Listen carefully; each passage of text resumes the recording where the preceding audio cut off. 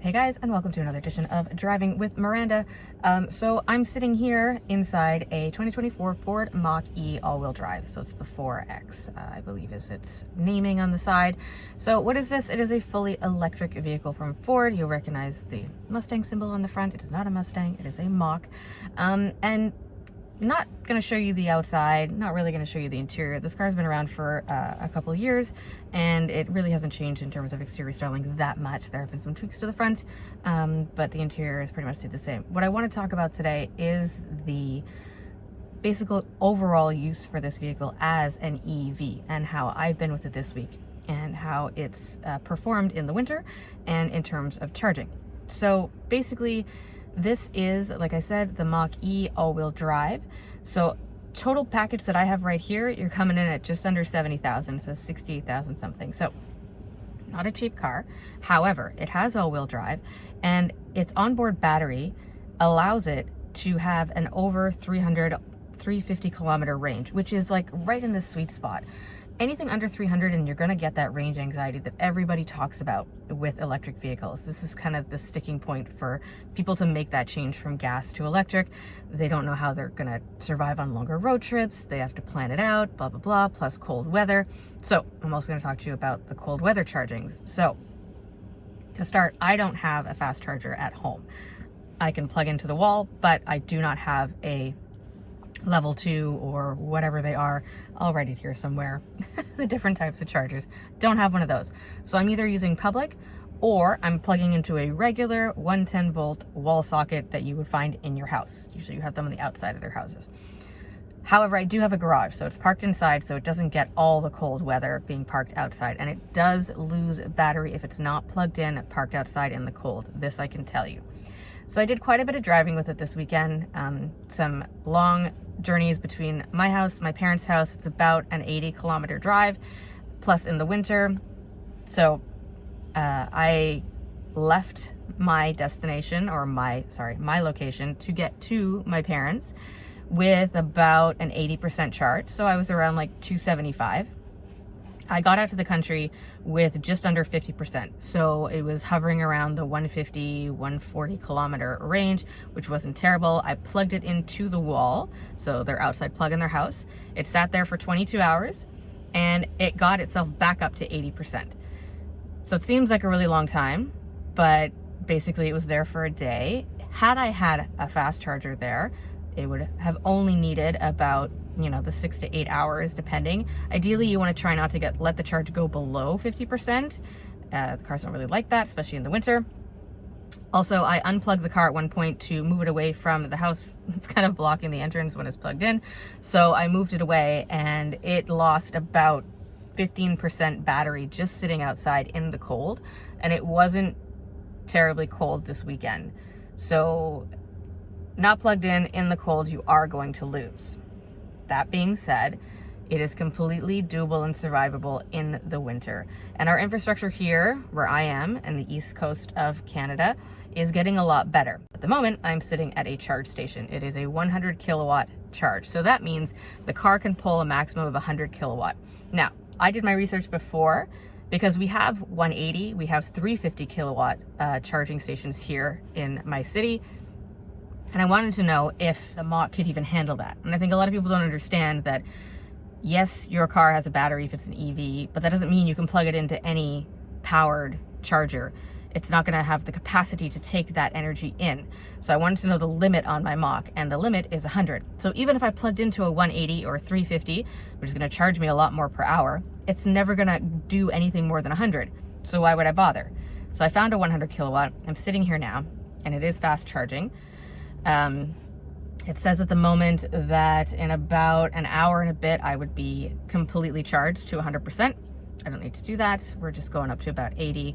So in the past, I'd say 5 to 8 minutes, I have gone up about 15% from when I pulled up, which is great. 16% now. And like I said, I'm plugged into the 100, so it's pulling its max amount. There's also 50 kilowatt chargers. There's also little ones that do 7.2 kilowatts, 6.2 kilowatts. So those are level 2s, and you need to sit there for a really long time. Like that's kind of, if you're gonna park your car for the day, we have those at train stations, we have them on curbside street parking. So if you're gonna be there for like hours and hours, plug into one of the little level 2s. They're usually about $1 an hour here in my area, and they make a little bit more sense. But if you want a quick charge like I do now, I just need to top it up. I am here at the 100 kilowatt charging station. It's also important to note that the Mach can use the Tesla chargers. So there are attachments, and it is Tesla charger compatible. Not all the EVs are. And so that was quite good. Also, the doors, which is like a quick video. I know I said I wasn't gonna do the outside, but the doors have a little button that pops the door out.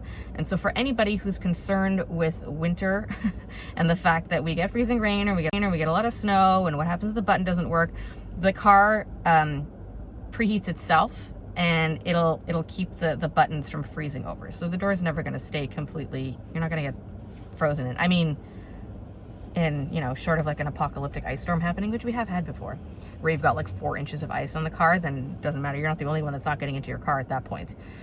So is it a livable EV? 100% it is. And the Mach has always been one of my favorite EVs. And I'm not a big EV fan. I said it before in my videos. I prefer a gas powered car. However, I could live with the Mach because it's as futuristic as it feels driving and looking. It also feels completely normal. There's not a huge learning curve. When you get in this vehicle, you can function as you would a gas powered car. And short of, yes, planning your routes, especially if you're going longer distances, to know where the charge stations are, you can get in and drive it like you would a normal car. And in terms of planning your route with the charge stations, super simple. Again, where I am, we have an app for all the charge stations. You can set a map, you can pick your favorites, you can have it notify you when a station becomes free if you know you want a specific one at a specific level of charge. It's all there, and it's super simple. You pay with the app, you load up a card, etc. So it's a lot easier than I think a lot of people think it might be. Now, is charging cheaper? I tried to do the math, not great with numbers. So over the weekend, when I used this charger as well, I used the 50 kilowatt though, because there was somebody parked at the 100. I sat here for about 50 minutes, I guess, and it cost me just under $12. So $11 and something. And I got 100 and, what did it go up to? I got about 120 kilometers of range. So I paid $1 per kilometer. So again, the price of gas right now, I'm looking at it, there's a gas station right behind my charger, is $1.63 right now. $1.64, it's 163.9. So $1.64 per liter.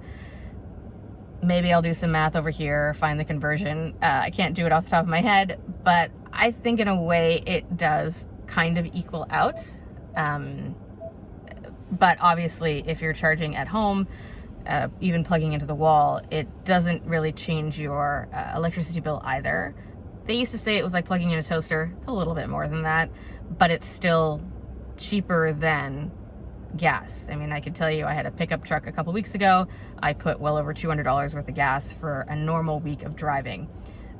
I am not going to put $200 worth of electricity in my electric vehicle.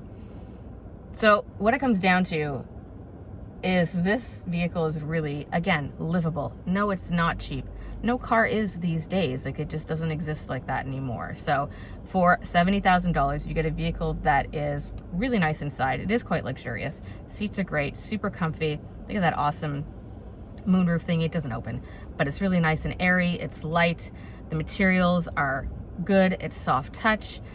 The screen is huge and super easy to navigate. It's very user-friendly.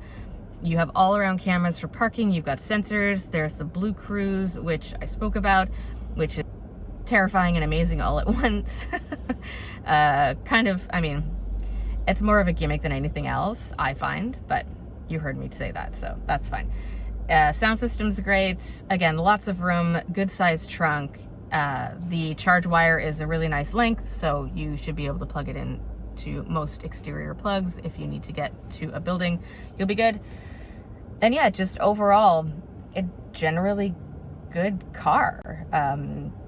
Ford did a good thing with the Mach. I was always a little put off by the fact that they used the Mustang symbol and it's got nothing to do with Mustang. But you know what? It's a good looking car. It's got the frunk, it's got the trunk. And again, it drives super well and I'm impressed. All right, well, that's been it for me in the 2024 Ford Mach-E all-wheel drive. Again, if you have any questions, concerns, comments about EVs, about any of the vehicles that you've seen on the channel, or about this vehicle in particular, please let me know, and I will try my best to answer your questions. As always, you can follow me here, subscribe to this channel, follow me at Miss Miranda L on Facebook and Instagram, and I hope to see you guys back for the next review.